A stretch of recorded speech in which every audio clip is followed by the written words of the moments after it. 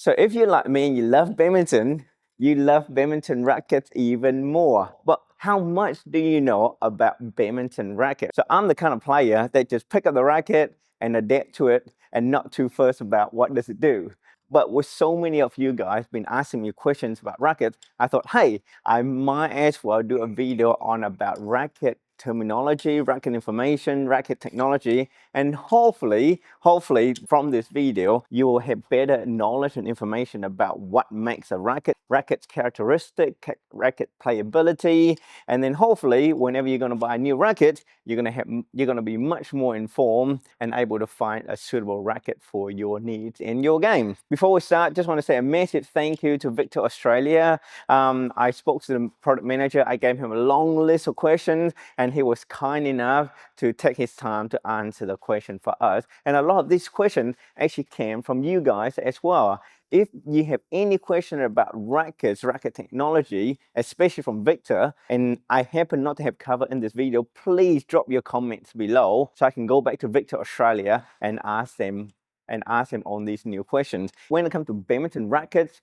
probably the first consideration would be the racket weight. And typically, you're going to have 3U, 4U, or 5U. So I'm quite lucky enough to actually have a 3U Drive X12, a 4U, the Phantom F Huang Yachong, and the 5U, which is a new TFC Ultra from Victor. Alternatively, I think I'm the only one in the world that actually have 3 different weights of the new TFC Ultra. So this is the 3U, the 4U, and the 5U. So what does the U mean? U just basically mean a unit of weight. Badminton companies seem to have adopt. So 5U is 78 grams. So as you go up or as you drop down in the number, it means the heavier is the racket. And each number, 5U down to 4U, that is a difference in 5 grams of weight. So a 5U is 78 grams. A 4U is 83 grams, so 78 plus 5. And of course, a 3U, 83 plus 5 is 88 grams. Now you might think 5 grams doesn't sound like a lot, but in the game of badminton, 5 grams is huge, absolutely huge. So typically speaking, when you buy a racket, the playing characteristic is the same across all 3 weight range from 5U, 4U to 3U. The big difference is basically how heavy it is. With a 3U like this Drive X12 being a lot heavier, which means now you need a lot more effort in the body to actually swing the racket through the air. So there are players who are quite physically strong and have really good skill. They can utilize all the kinetic chain that's available to them as well as a big muscle, which I don't have, and they were able to generate a very high racket speed even with the 3U. And the advantage of having a 3U is that being a much heavier weight, you have much bigger momentum of the racket coming through, and when it hit the shuttle, it really punches the shuttle and you get a massive amount of smash. And of course, as you step down to the 4U, just by picking up the racket alone, you will find it is so much lighter just holding in the hand. And when you start to swing, you suddenly find that it's just so much easier on the body to generate the same racket head speed as you would get on the 3U. 4U, probably a racket weight that probably suits a lot more people out there. It doesn't require as much technical skills or as much physical power to generate the racket head speed. It's a fine balance between speed, where you can play fast enough at the front court, and there's enough head weight, there's enough racket weight there to generate the speed in your smash and in your clear. And then when you step down into the 5U, it is just feathery light. So light that sometimes you feel like you're not holding a racket at all. So then this racket is amazing for players who really enjoy to play fast, or players that just don't have the physicality to handle a strong badminton swing. And with something like this, it is just so effortless on the body, and it's just so easy. It's just so buttery smooth to swing through the air. So this particular 5U racket for the TFC Ultra, there's a gentleman that I play with. His name is Richie. Hello, Richie. Shout out to you. He normally plays with a headlights racket just because he has a sore elbow. So when he used this TFC Ultra 5U, being heavy, He was just so surprised that he could play with a heavy racket. He was able to smash more often and still don't feel pain. I love this 5U. The fact it's just so easy to swing. It is so fast. Like when it comes to defending and double, just my reaction time is just so much faster, and sometimes I feel like I'm actually too fast and I actually hit it too early. But it's just so nice for double, and even in the singles, you know, I just don't feel like it requires a lot of effort for my body to able to hit the clear. So then you might think, surely 3U are going to get me more power because of heavier weight. When you talk about like speed of the smash or the power you get in your smash and your clear, that has to do a lot with how much racket head speed you can generate, right? So even though a 3U technically have bigger mass or bigger momentum, but you still need to make sure you hit the racket speed when you hit into the shuttle. And thus, this is why you find that, you know, when you look at like someone like Zhang Siwei, who's known for his big smash, he uses 4U. Something like Seo Jae, you know, in Korea, 4U. A lot of the world top double players, they play with a 4U racket. As you can imagine, those guys have to move pretty fast in those games, like mind-boggling quick. When they smash, they still need some sort of a racket weight to generate power. And so that's why the 4U is quite a happy compromise to those top players. With singles, on the other hand, especially when it comes to smash, you find that you actually have a lot more time to get into position to smash. And so that's why you find in singles, a lot more players tend to typically use 3U. And I know that Jonathan Christie recently won one of the World Tour events using the new TFC Ultra 3U. So, but at the end of the day, power is not everything. It's not like you have the biggest smash in the world, it means you're going to win all your game. You know, there are so many ways to counter a strong smasher. So I feel power is not everything in double or in single. And this is particularly true in single, because in single, there's so much court to cover that it's really easy to push a strong smasher around. So don't think power is everything. For me, when I choose a racket weight, I want to make sure, one, that my body can handle the weight for a long time, not just in one session of game, something like 2-3 hours, but for me to able to play like 3 or 4 times a week without feeling the pain. That's so important because I want to play badminton for as long as I can.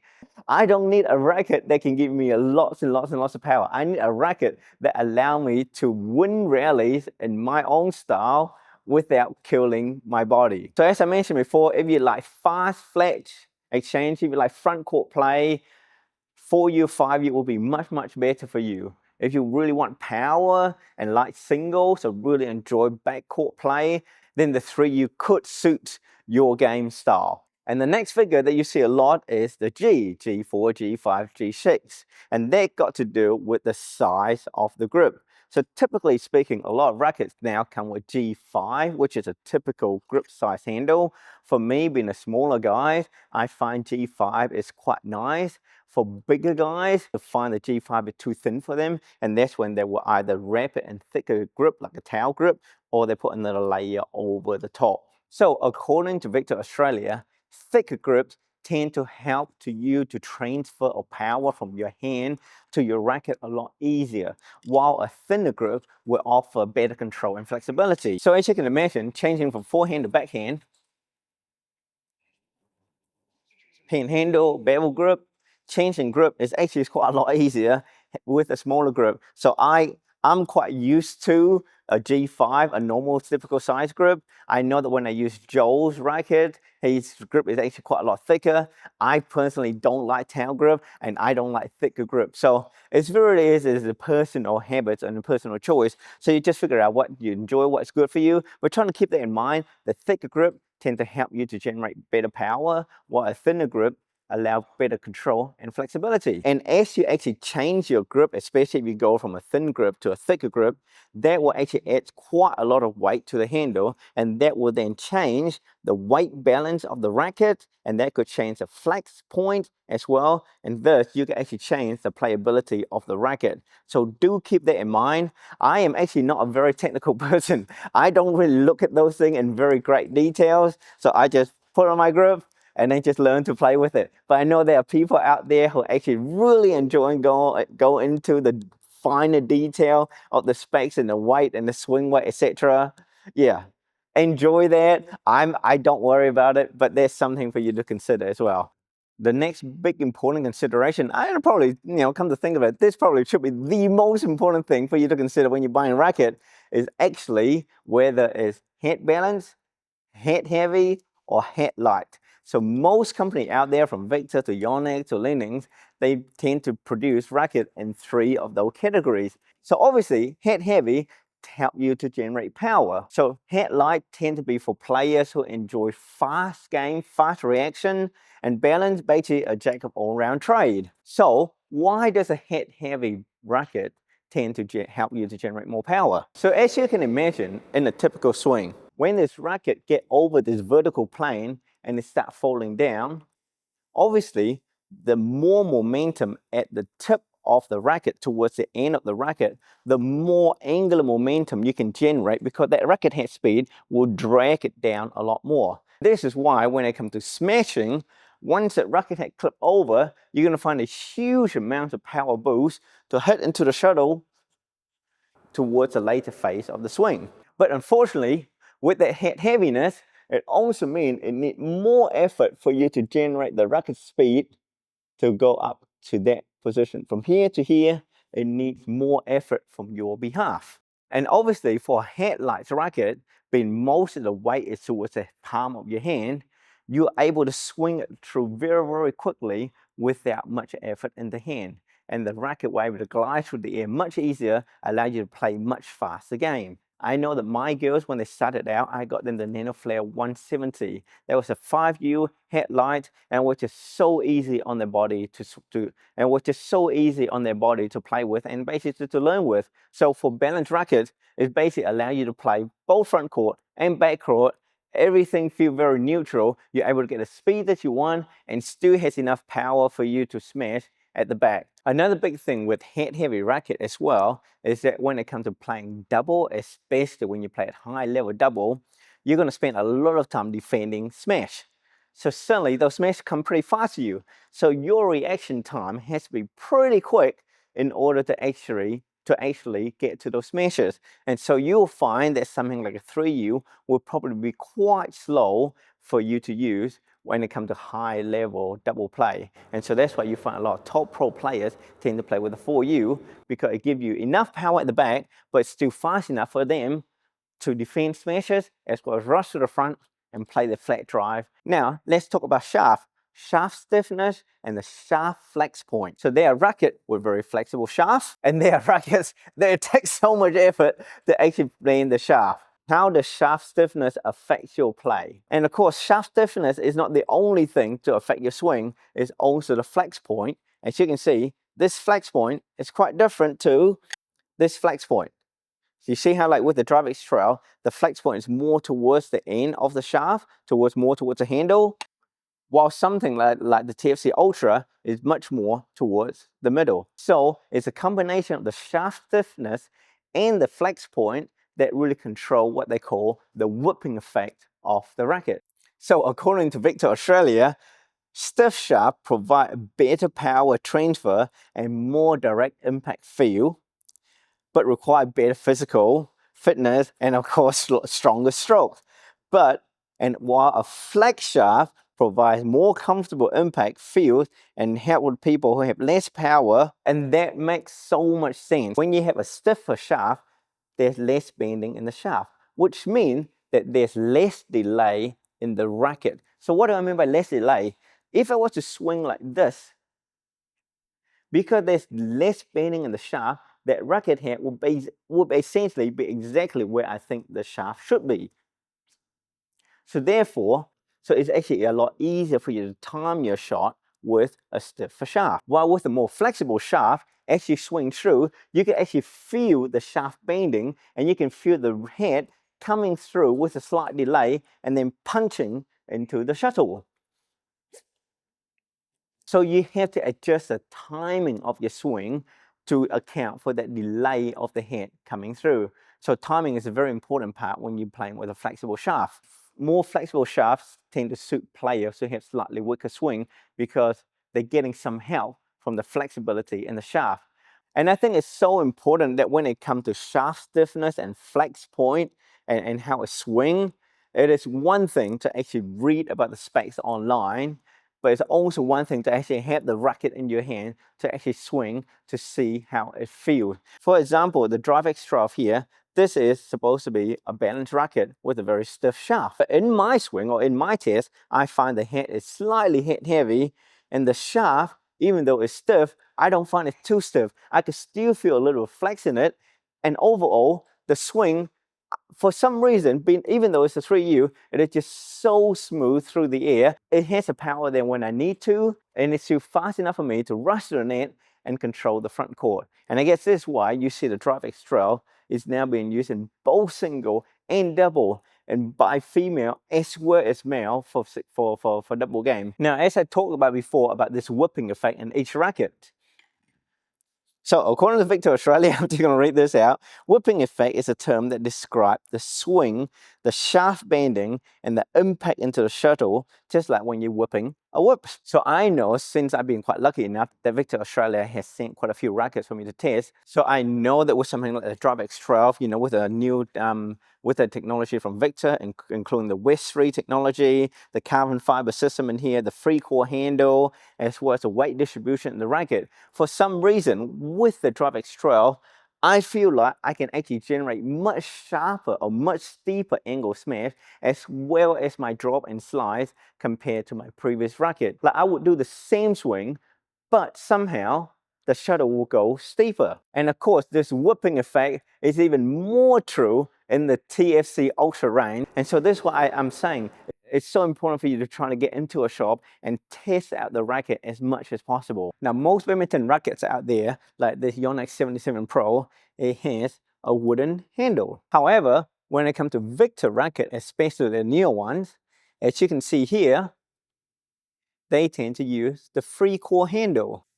So instead of being wooden, it's kind of made from see-through clear plastic. So free core is a synthetic handle that was created by Victor and that was first used in the Drive X9X. It's actually designed so it can absorb more impacts and allow better rebound and repulsion fields when you hit the shuttle. And I put a link up here to the Victor page that discusses more about the free core technology, which is actually quite a good read. I know that when I played with the Drive X12 for the first time, one of the first immediate feeling that I had was that, wow, it has quite a muted kind of feel. Like it didn't have a very hard, like almost like concrete-like rebound that I sometimes feel with some of the newer Yonex racket.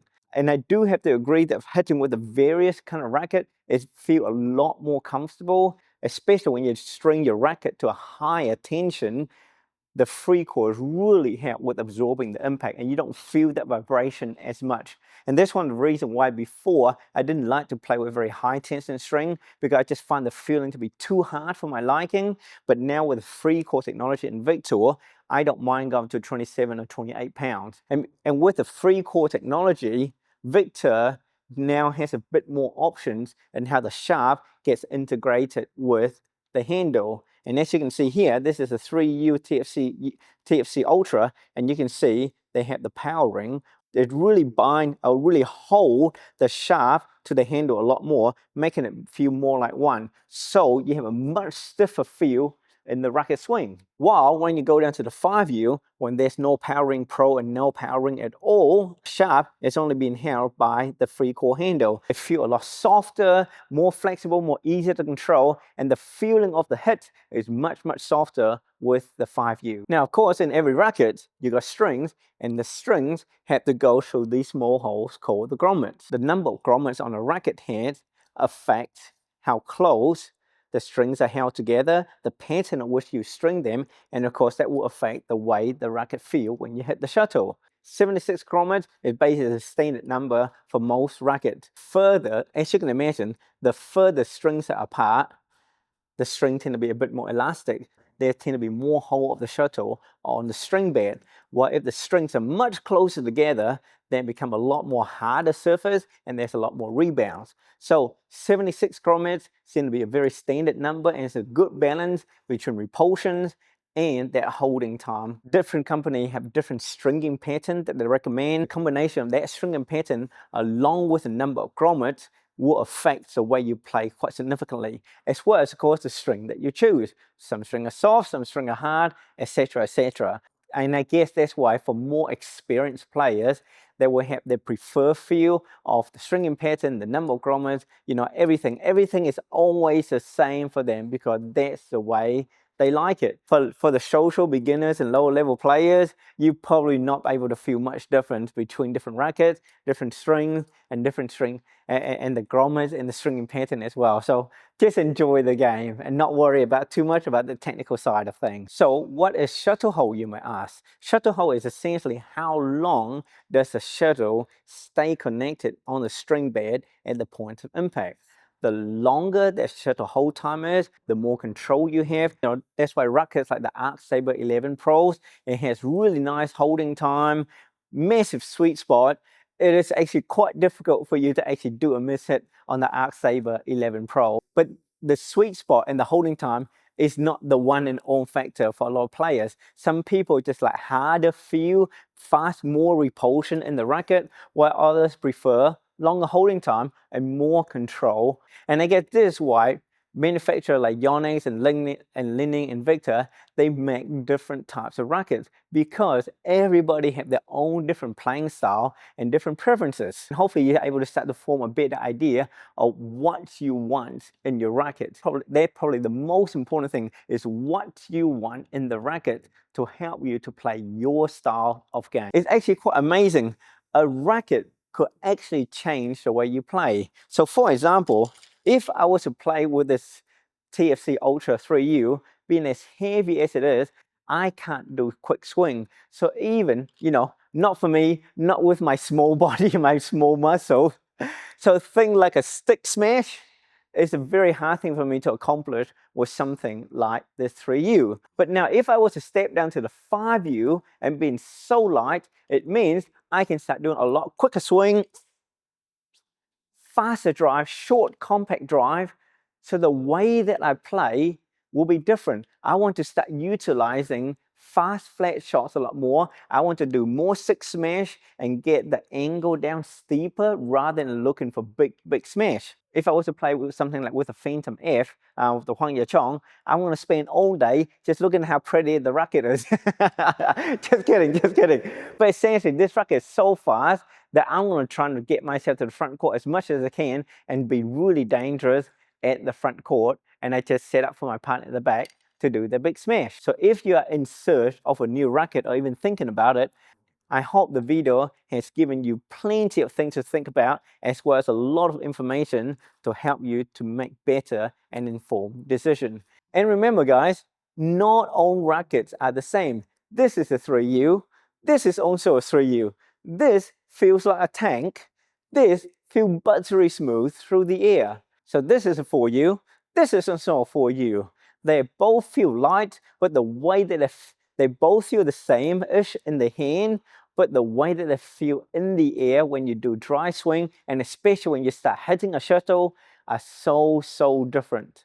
At the end of the day, it doesn't matter how much you read on the specs and the reviews of people, please, if you can, go to the shop, try it out. Especially if you're serious about your badminton game and or you think of getting 2 or 3. You really don't want to make the wrong decision and end up with multiple rackets that you don't like to use. But remember, a badminton racket is just a tool. Your techniques have more effect on your chance of winning points in rally than the racket. So I really hope that you found the video helpful, and I just want to say a big thank you for Victor Australia. There are many more videos here to help you with your badminton journey.